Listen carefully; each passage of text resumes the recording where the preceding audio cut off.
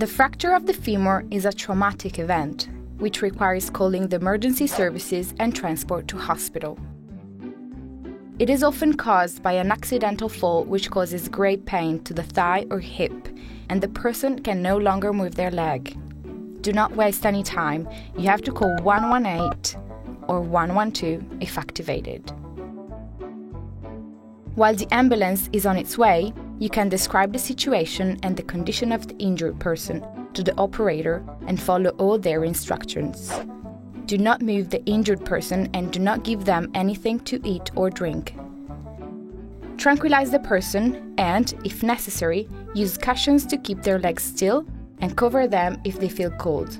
While waiting for the emergency services to arrive, collect the person's medical documentation, health card, and any medicines that they're taking. When you hear the sirens, make your position clearly visible. As soon as they arrive, the emergency personnel ask what has happened, where it hurts, if the person suffers from any illnesses, and take some vital parameters.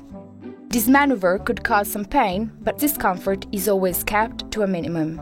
It could take some time to put the person into the ambulance, but it is important to make the right movements, even though it takes a few more minutes. The ambulance then goes to the hospital indicated by 118, but which may not necessarily be the nearest one. The siren may not be on.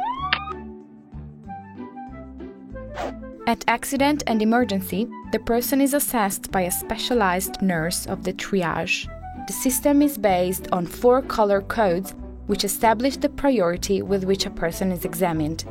Codes green and white are seen after codes red and yellow, which are the most urgent cases. Waiting for the examination, some parameters may be taken or tests carried out.